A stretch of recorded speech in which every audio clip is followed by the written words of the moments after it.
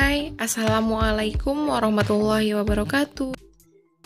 Kita lanjutkan ke pembahasan materinya. Nah, sebelum pembahasan materi, Ibu ingin menjelaskan tentang kenapa sih pentingnya membahas topik tentang cara mengatasi dekadensi moral ini. Karena dengan kita mengetahui cara mengatasinya, semoga kita apabila hendak nanti melakukan dekadensi moral, kita bisa langsung menyadari dan mengatasinya dengan perilaku-perilaku yang lebih positif. Dia bahasannya mengatasi dekadensi moral, ya. Jadi kan moral itu tentang baik buruknya suatu hal gitu kan. Jadi dekadensi moral ini seperti yang diungkapkan sebelumnya yaitu penurunan moral. Nah, di penurunan moral ini maka harus tahu cara mengatasinya agar kita tidak melakukan dekadensi moral tersebut. Nah, sebelumnya kita kan sudah membahas materi tentang dekadensi moral juga di pertemuan 1 dan 2. Kita ulas lagi nih materinya tentang bentuk-bentuk dekadensi moral serta yang menyebabkan seseorang melakukan dekadensi moral. Dari teman-teman yang ada di sini, siapa yang masih ingat apa saja sih yang menyebabkan seseorang melakukan dekadensi moral? Kurangnya pembinaan. Oke, Arifia gimana? Karena Salah satunya kurang pembinaan. kurang pembinaan. Oke, pembinaan dari siapa nih Arifia? Dari keluarga, dari masyarakat. Oke, berarti kurang pembinaan di lingkungan pertama keluarga, kemudian di masyarakat gitu ya, sehingga melakukan dekadensi moral. Ya benar sekali Arifia, seperti yang sudah kita bahas di hari Rabu kemarin, bahwa salah satu yang menyebabkan seseorang melakukan dekadensi moral adalah kurangnya pembinaan penanaman nilai-nilai dan moral di keluarga, sehingga saat mereka masuk ke lingkungan sekolah serta masyarakat akan menunjukkan bentuk atau sikap atau perilaku yang tidak sesuai dengan norma gitu kan, sehingga muncullah bentuk dekadensi moral itu, baik dari bentuk kurang sopannya berperilaku, dari kata-katanya yang kurang baik, misalnya dari perilaku mencontek atau berbagai hal yang merupakan bentuk-bentuk dekadensi moral. Kita lanjutkan ya ke mengatasi dekadensi moral. Mengatasi dekadensi moral. Cara mengatasi dekadensi moral di kalangan remaja salah satunya melalui penanaman pendidikan karakter. Nah, pendidikan karakter ini adalah cara yang kita gunakan untuk mengatasi dekadensi moral, baik itu di lingkungan keluarga, di sekolah, ataupun di masyarakat. Seperti apa sih pendidikan karakter itu? Nah, sebelum meranjak ke pendidikan karakter, kita perlu mengetahui dulu seperti apa itu karakter. Nah, karakter ini berasal dari kata Yunani. Ya, artinya yaitu cersin, yang berarti mengukir, melukis, menggambar, seperti orang yang melukis kertas, memahat batu atau logam. Karena sesungguhnya ketika seorang bayi dilahirkan itu seperti kertas putih yang tidak ada coretan apapun, masih suci ya. Nah, disitulah terbentuknya karakter-karakter seorang anak. Dari kertas putih itu ibaratnya akan ada goresan-goresan tinta, entah itu warna merah, warna hitam, warna hijau atau biru atau melukis apapun di situ akan terlihat dengan jelas. Nah, ketika sudah ada lukisan-lukisan tersebut, maka terbentuklah sebuah karakter yang jadi kebiasaan dari dalam diri seorang anak ini. Karakter ini juga merupakan ciri khas, namun berbeda dengan ciri khas yang negatif gitu. Karakter ini lebih ke yang positif gitu ya. Nah, yang selanjutnya adalah tentang pendidikan karakter. Karakter adalah kualitas mental. Kualitas mental atau kekuatan moral. Moral individu yang merupakan kepribadian khusus yang menjadi dorongan dan mobilisasi dan membedakan individu dari individu lain. Intinya pada karakter ini bisa menjadi perbedaan antara individu yang satu dengan individu yang lain. Karena pada kenyataannya karakter itu adalah sebuah keunikan dari setiap peserta didik atau dari setiap anak gitu ya. Nah, seseorang yang mampu memahami karakter itu akan bisa mengendalikan dirinya serta bisa bersosialisasi di lingkungannya. Jadi, karakter ini dapat ditata mulai dari kita dilahirkan sampai kita berinteraksi di lingkungan keluarga, kemudian sekolah, kemudian ke masyarakat. Karakter yang baik berhubungan dengan mengetahui yang baik, mencintai yang baik, dan berbuat yang baik. Nah, karakter ini semata-mata yaitu kita dari awal perlu mengetahui dulu. Karakter baik itu kita ketahui dulu. Yaitu baiknya itu kita melakukan misalnya nih, makan itu baiknya kita menggunakan tangan kanan atau tangan kiri. Kita harus tahu dulu, oh berarti makan itu baiknya misalnya menggunakan tangan kanan. Kalau kita sudah mengetahui, maka kita ada rasa ingin mencoba. Kemudian ketika kita merasa nyaman dan ada muncul rasa cinta terhadap perilaku tersebut, maka dalam bertindak akan terus diulang gitu, karena akan mendapatkan reward biasanya dari keluarga gitu kan. Kalau misalnya kita berperilaku baik atau misalnya kita melakukan kebiasaan-kebiasaan baik, itu biasanya mendapatkan pujian atau reward dari keluarga gitu, dari teman dari lingkungan terdekat kita, walaupun bukan keluarga ya, intinya lingkungan terdekat kita itu akan memberikan reward kepada kita. Nah, pendidikan karakter menurut Licona yang berpendapat bahwa dalam karakter yang baik harus ada 3 komponen, yaitu pengetahuan moral, perasaan moral, dan tindakan moral.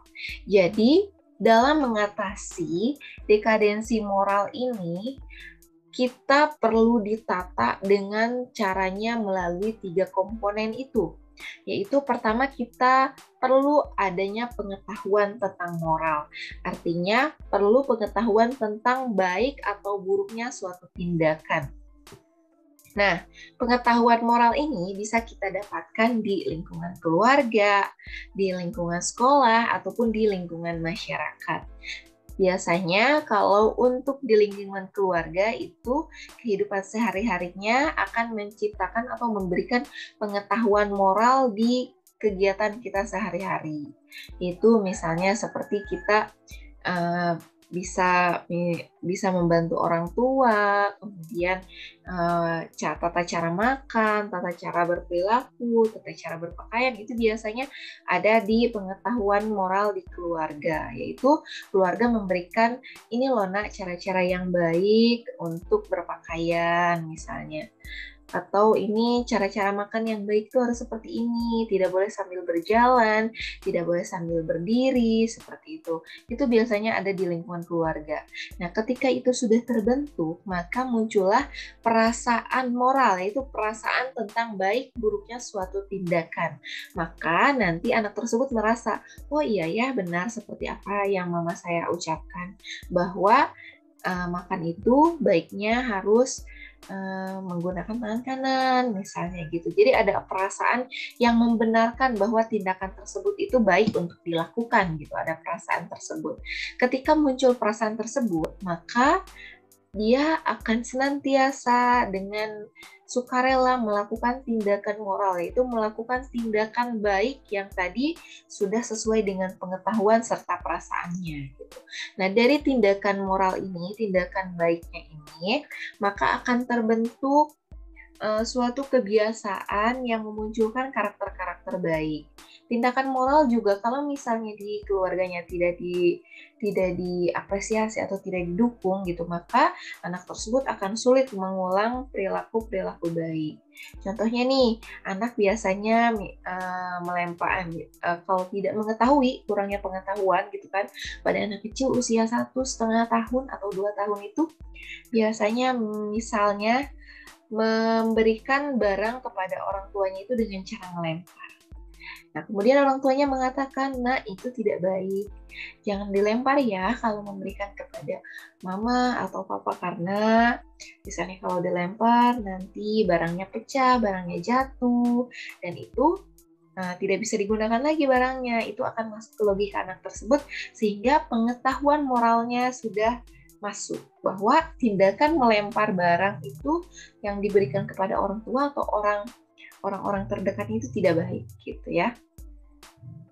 Nah, jadi pendidikan karakter ini bisa didukung dan dilakukan mulai dari lingkungan keluarga, kemudian di sekolah dan di masyarakat.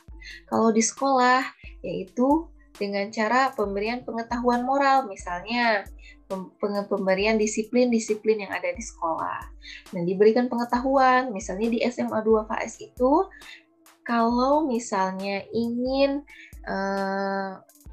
jika masuk tatap muka gitu ya, jika saat menggunakan pakaian seragam putih abu-abu, pakaiannya harus dimasukkan ke dalam celananya atau ke dalam roknya, misalnya seperti itu. Jadi itu ada tata cara disiplinnya. Diberikan pengetahuan harus menggunakan atribut lengkap, misalnya gitu. Dan kemudian harus sopan dalam berperilaku, harus memberikan adab-adab atau sopan santun yang baik ketika di lingkungan sekolah gitu. Itu diberikan pengetahuan oleh ibu bapak gurunya di sekolah, sehingga timbullah pengetahuan pada siswa-siswinya dan akan ada perasaan di situ, oh iya saya harus mematuhi peraturan ini. Kalau misalnya saya tidak mematuhi, berarti saya tidak siap untuk sekolah di SMA 2 KS, misalnya seperti itu. Jadi saya harus siap mengikuti peraturan ini dan siap harus disiplin gitu kan. Nah, disitulah akan muncul perasaan adanya rasa tanggung jawab ingin melakukan hal tersebut. Perasaan itu akan diwujudkan melalui tindakan moral dan apabila terus diulang akan menjadi terbiasa. Gitu ya. Nah, di masyarakat juga sama. Contohnya yaitu diberikan pengetahuan dulu oleh masyarakat sekitar, kemudian nanti muncul perasaan, oh iya ini berarti perilaku tersebut benar, dan kemudian dilakukan tindakannya, gitu ya. Gimana, apakah sudah memahami tentang pendidikan karakter ini? Sudah, Bu. Sudah, Bu. Oke. Alhamdulillah ya, sudah mengerti tentang pendidikan karakter. Kita lanjut ke pengertian secara definisinya ya. Pendidikan karakter dapat dimaknai sebagai pendidikan budi pekerti, pendidikan moral, pendidikan nilai, pendidikan watak yang bertujuan untuk mengembangkan kemampuan peserta didik dalam menentukan baik dan buruk, memelihara apa yang baik, dan mengaplikasikan kebaikan tersebut dalam kehidupan sehari-hari. Jadi, ketika disimpulkan bahwa pendidikan karakter itu merupakan pendidikan budi pekerti, pendidikan moral, dan pendidikan nilai. Nilai itu artinya kebaikan ya, yang baik gitu. Pendidikan watak. Jadi wataknya itu seperti tadi pengertian karakter ya. Watak ini dibentuk karena dibiasakan gitu kan. Kalau kita sudah membiasakan yang baik, maka dengan seiring berjalannya waktu, diberikan reward oleh orang-orang sekitar kita, maka akan muncullah kebiasaan tersebut menjadi sebuah kebutuhan gitu. Kemudian mengaplikasikan kebaikan tersebut dalam kehidupan sehari-hari. Karena kita sudah ada pengetahuan tentang baik buruknya suatu tindakan dan sudah ada perasaan ingin menjalankan, maka kebaikan tersebut akan kita aplikasikan dalam kehidupan sehari-hari perilakunya. Tuh. Selanjutnya tentang dari pendidikan karakter itu ada yang namanya nilai-nilai karakter atau nilai-nilai pendidikan karakter yang perlu kita junjung gitu ya.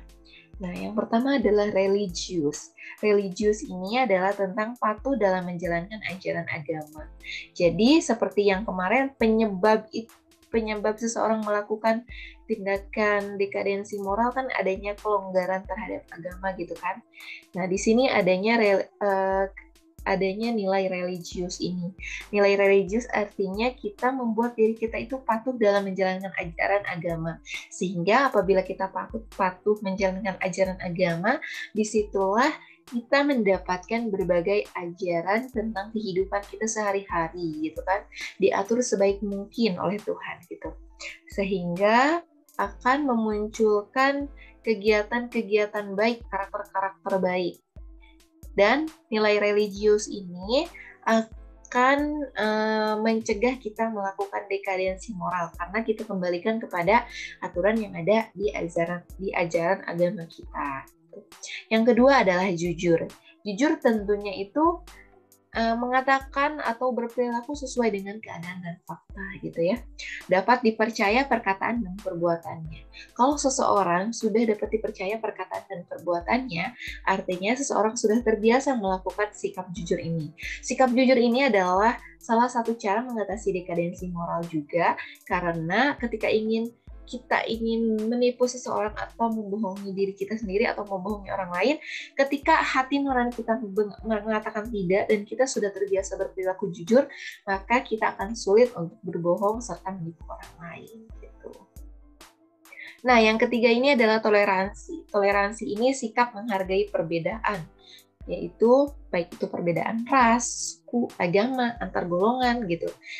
Disitulah kita harus menghargai perbedaan-perbedaan itu menjadi satu, yaitu satu sama-sama manusia yang memiliki hak untuk sama-sama menjalankan pilihannya masing-masing. Disitulah toleransi yang perlu kita junjung, nilai karakter yang sangat bagus ya. Karena di lingkungan kita kan tidak hanya satu spesifikasi gitu. Misalnya di lingkungan kita juga ada yang Muslim, ada yang non-Muslim, kemudian di lingkungan kita juga ada yang orang Sunda, orang Batak, orang Sumatera gitu. Nah, disitulah kita menjaga perbedaan itu menjadi satu sebagai sebuah satu kesatuan gitu, walaupun di dalamnya ada perbedaan. Gitu.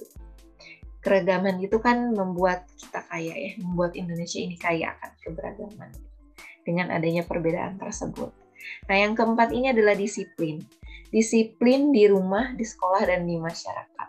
Nah, disiplin di rumah ini adalah tata cara yang paling utama yang harus dibiasakan. Misalnya, di rumah disiplin dalam setiap bangun itu harus pagi, yaitu misalnya pukul 5.00. Jika disiplin tersebut sudah tertata, sudah dilakukan secara terus-menerus gitu kan, akan terbiasa. Sehingga ini akan mengurangi dekadensi moral, yaitu dengan disiplin kita akan tertata dan terstruktur sehingga tidak melakukan tindakan di luar kegiatan atau di luar yang distrukturkan tersebut gitu. Karena kalau tidak disiplin kita akan merasa hal ini tuh nggak pantas atau nggak cocok untuk dilakukan. Tuh. Nah, dari keempat nilai ini apakah sudah dipahami? Sudah, Bu. Oke, Sudah, Bu. Oke, apakah ada pertanyaan? Nggak ada, Bu. Cukup. Tidak, Bu. Cukup, Bu. Kita lanjut ke nilai-nilai selanjutnya. Nilai-nilai karakter yang lanjutannya. Tadi kan sampai 4, sekarang ke nomor 5. Kerja keras. Kerja keras ini artinya tangguh ya dalam mengerjakan suatu hal gitu, mengerjakan segala pekerjaannya itu dengan sungguh-sungguh. Nih yang biasanya ada tugas-tugas kan. Model pembelajaran daring itu biasanya diiringi dengan tugas ya. Setiap hari itu kadang ada tugas yang tak henti-hentinya. Benar nggak? Benar, Bu. Ngerasa ingin mengerjakannya atau ada malas-malesnya? Ada males-malesnya. Ya, terutama rasa jenuh. Ibu yakin itu pasti ada. Benar nggak? Benar, Bu. Bu. Karena memang itulah manusia ya, kita tidak bisa memungkiri perasaan itu muncul dengan sendirinya dengan kondisi yang seperti ini gitu. Belum kita kan melakukan tugas, mengerjakan tugas yang ini tanpa dibantu oleh guru misalnya. Berbeda dengan kondisi tatap muka, yang tentunya tatap muka itu bisa langsung bertanya kalau nggak bisa. Ini harus ngechat gurunya lagi gitu kan. Sedangkan kita juga kadang ada malu atau segan gitu menemui guru. Itu adalah kendala dan di sini kita uji kerja keras kita itu seperti apa gitu dalam kehidupan kita sehari-hari. Dilanjutkan lagi ke kreatif. Nah, Kalau misalnya kita kreatif, pasti kita muncul banyak-banyak ide atau pemikiran baru yang tentunya itu akan membuat pekerjaan kita lebih mudah atau lebih ringan. Yang ketujuh, mandiri. Nilai karakter mandiri ini artinya tidak bergantung kepada orang lain. Tapi sebagai manusia, kita adalah makhluk sosial yang saling membutuhkan interaksi satu sama lain. Tapi bukan berarti kita harus bergantung kepada orang tersebut. Seperti itu. Nah, yang kedelapan adalah demokratis. Demokratis itu adalah adanya kesamaan hak dan kewajiban. Jadi kita perlu menghargai hak orang lain dan adanya kesetaraan antara satu sama lain untuk menjalankan haknya, seperti pemilihan ketua OSIS atau mengikuti pemilu. Itu adalah apresiasi dari bentuk demokratis. Selain itu, demokratis juga memberikan kesempatan kepada orang-orang untuk berani mengemukakan pendapatnya. Misalnya dalam forum diskusi, dalam forum bimbingan klasikal, itu adalah adanya kesamaan hak dan kewajiban dalam mengemukakan pendapat. Yang selanjutnya adalah nilai karakter keingintahuan. Apa yang dilihat, didengar, dan dipelajarinya terus dicari secara detail. Ya benar, jadi untuk keingintahuan ini kita berkaitan dengan literasi. Ada literasi digital, literasi membaca, kemudian literasi budaya. Hal itu bisa membuat kita menjadi lebih mengetahui, baik itu melalui apa yang didengar dan melalui apa yang dilihat serta melalui apa yang dipelajari. Keingintahuan ini dapat menambah ilmu dan pengetahuan kita dalam kehidupan sehari-hari. Nilai yang ke-10 adalah nasionalisme. Nasionalisme yaitu mementingkan kepentingan bangsa di atas kepentingan pribadi dan golongan. Artinya dengan nilai nasionalisme ini dapat membuat seseorang cinta dan bangga kepada bangsanya. Seperti bangga dengan memakai pakaian batik. Nomor 11, cinta negeri ini. Yaitu berkaitan dengan kesetiaan dan kepedulian kepada bangsa. Peduli kepada bangsa artinya kita peduli terhadap kehidupan kita terkait dengan apa yang terjadi pada bangsa ini. Mulai dari peduli kepada lingkungan, peduli kepada kehidupan sosial orang lain, peduli kepada hal-hal yang positif. Intinya kita peduli untuk mewujudkan negeri yang kita cintai ini menjadi lebih baik. Yang ke-12 adalah menghargai prestasi. Menghargai prestasi ini adalah mampu mengapresiasi dari setiap prestasi yang kita dapatkan, mulai dari prestasi yang terkecil. Karena itu adalah hasil dari usaha kita. Apabila kita menghargai prestasi tersebut, kita akan senantiasa merasa bangga dan bahagia serta terus meningkatkan prestasi kita.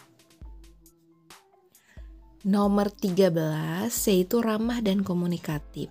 Komunikatif artinya apa yang kita sampaikan itu dapat diterima sesuai dengan pesan yang kita harapkan. Nah, kemudian ramah ini artinya sikap kita tidak melanggar norma atau aturan-aturan. Jadi, dengan komunikatif dan komunikasi yang baik dapat membuat kualitas hubungan sosial kita menjadi lebih baik dan berkualitas sehingga dapat mencegah timbulnya konflik antara individu dengan individu atau individu dengan kelompok, bahkan kelompok dengan kelompok. Nomor 14 adalah cinta damai. Cinta damai artinya kata-kata, sikap, dan perilaku tidak provokatif. Artinya tidak memprovokator dan berusaha untuk tidak memunculkan konflik di antara kehidupan sehari-hari dengan siapapun. Yang ke-15 adalah suka membaca. Suka membaca ini berkaitan dengan literasi kita, karena dengan suka membaca kita akan banyak pengetahuannya, akan membuka jendela-jendela pengetahuan kita. Nomor 16 adalah peduli lingkungan. Peduli lingkungan ini adalah mulai dari hal terkecil, yaitu peduli kepada lingkungan kebersihan tempat kita tinggal, kemudian di mana tempat sekolah kita lingkungannya seperti apa. Kalau kita peduli akan kebersihan dan lingkungan kita, akan membuat kita menjadi berpola hidup bersih dan sehat. Nomor 17, perawatan sosial. Perawatan sosial ini artinya mampu menjaga hubungan sosial dengan teman atau dengan orang tua, dengan orang-orang yang ada di sekitar kita. Dengan perawatan sosial mampu membuat kita berinteraksi dengan baik sehingga tidak memunculkan konflik satu sama lain. Yang ke-18 adalah tanggung jawab. Tanggung jawab ini berkaitan dengan kita siap menerima resiko dari tindakan yang telah kita lakukan, serta kita mampu membuat keputusan dengan mempertimbangkan segala resikonya sehingga keputusan yang kita ambil adalah keputusan yang terbaik yang dapat kita pertanggungjawabkan secara pribadi atau secara horizontal, yaitu kepada teman kita atau lingkungan sekitar kita, dan secara vertikal, yaitu dipertanggungjawabkan kepada Tuhan Yang Maha Esa. Nah, itulah pembahasan tentang cara mengatasi dekadensi moral. Semoga apabila Ananda telah menyimak video ini bisa bermanfaat untuk diri Ananda semua. Terima kasih. Mohon maaf apabila ada kesalahan kata. Assalamualaikum warahmatullahi wabarakatuh. Terima kasih telah menonton video ini. Semoga bermanfaat ya. Dan jangan lupa klik tombol subscribe, like, dan aktifin notifikasinya agar kamu